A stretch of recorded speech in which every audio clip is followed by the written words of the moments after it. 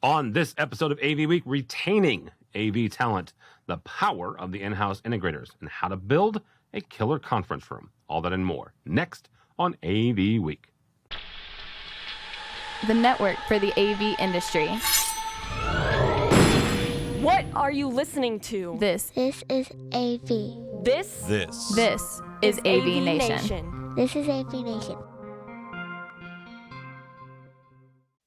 This is AV Week, episode 517, recorded Friday, July 16th, 2021.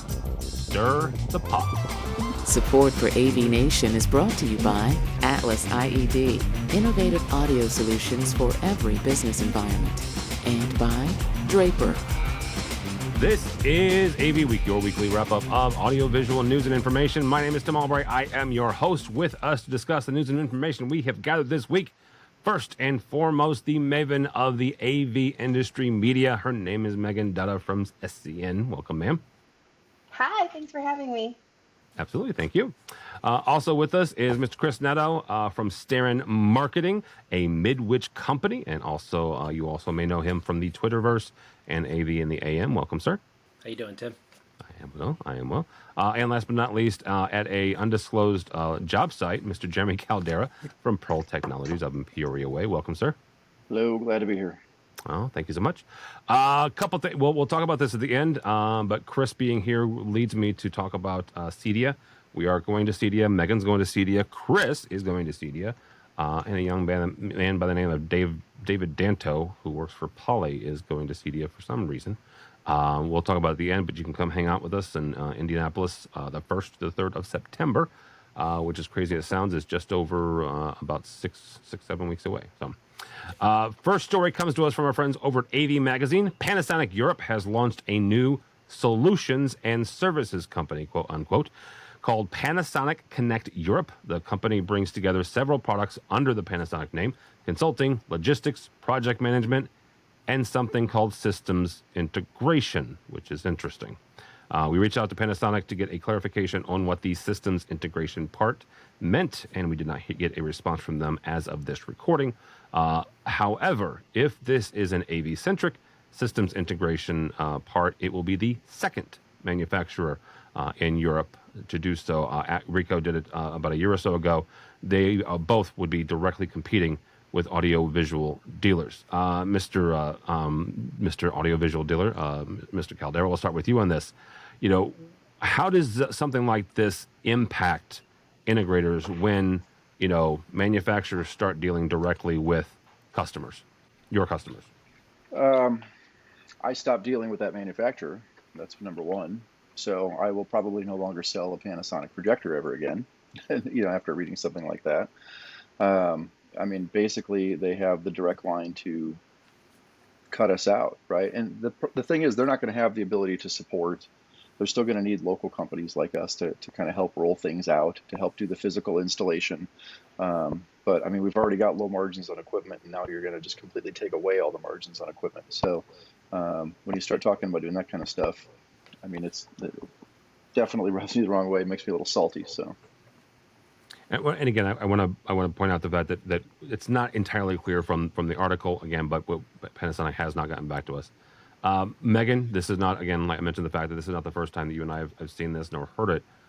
What are some of the kind of the industry going when it comes to manufacturers getting into this side, or maybe not directly selling and competing on the integration side, but certainly getting into the consulting side, possibly project management side, or even, you know, custom creating things for clients?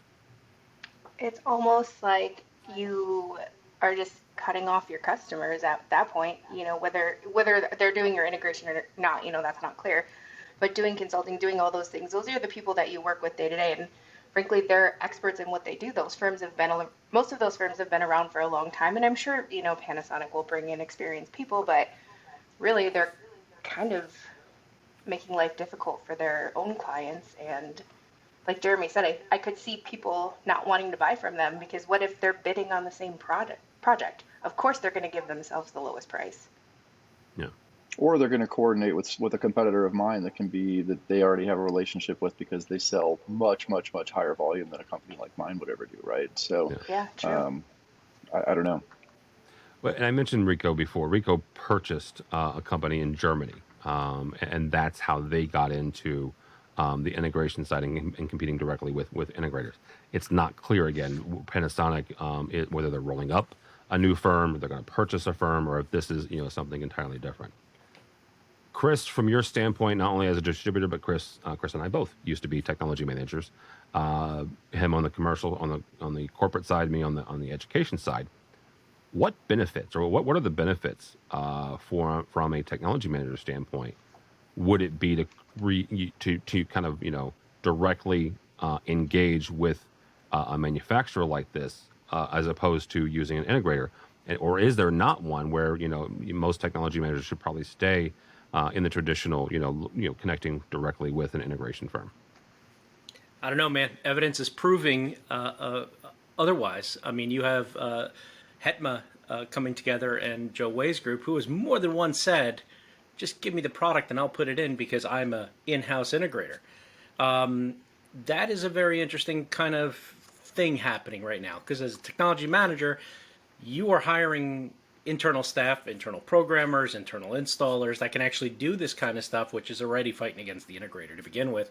Now you have manufacturers that are saying, hey, we can do just about everything, cutting out the integrator. Interesting is the timing, in my opinion. At a time where, everybody is kind of scrambling, trying to figure out what's going on with the economies and obviously with product and product delays and how do I get from A to B? Manufacturer cutting out somebody and saying we're going to help and do this is, I don't know if it's the best decision to be doing that at the time. And similar to what Jeremy said, yeah, it's never a good time to do that. I just find it kind of strange right now during this 2020, 2021 kind of transition that people would be doing this, unless there's a big shift happening that we are not seeing. So, one thing I will give them credit for is at least they're open about it. True. I've got manufacturers that still do that and don't even admit to doing it, and I know that they're doing it, right? So, hey, kudos to them for that. If they're actually going to end up doing it, I'm not going to sell their product, but hey, kudos for being upfront. There are rumblings, and I've heard in different spaces and spheres of manufacturers doing that. Jeremy, I want to give you 30 seconds to a minute here, because Chris brought up something very important.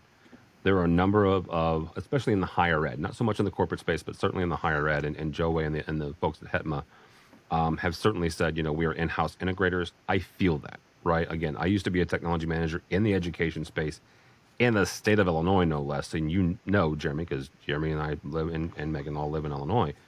The crap that we deal with on budgets and the fact that we have no money in the state of Illinois. So as somebody who worked in education, didn't have a budget, I feel that, right? That's what we became at Lewis and Clark, because we had to, right? We had to make our budget stretch farther. Now, we still purchased from an integrator, right? It was a box sale, right? We took that box sale and we went and we did it. Talk to Hetma, talk to an education higher ed tech manager, and explain, why you should still partner with an integrator as opposed to trying to go down this, buy direct from a manufacturer. Well, I don't know that I'm going to sell them guys on it, right? Because, I mean, in all honesty, the larger organizations that can do that could fine, right? As long as you've got the qualified people on staff, whatever. There's plenty of business out there for everybody. You're running your own firm. You're our competitor at that point, right? If you want to buy direct, because you're going to be able to do it anyways, okay?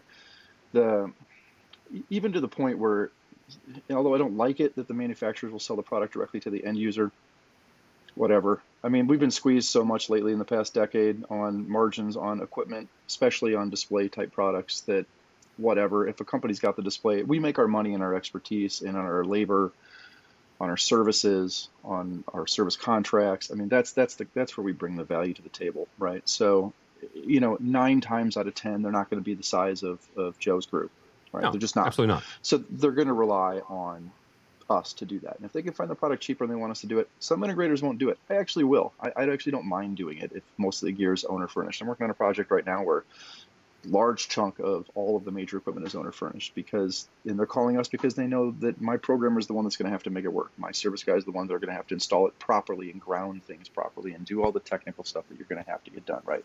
That expertise. And from a pure business standpoint, it just doesn't make sense either, right? Because now you're taking on trainings and salaries and healthcare and all this other stuff that are just sheer overhead and expense that companies like ours have already got in place. So.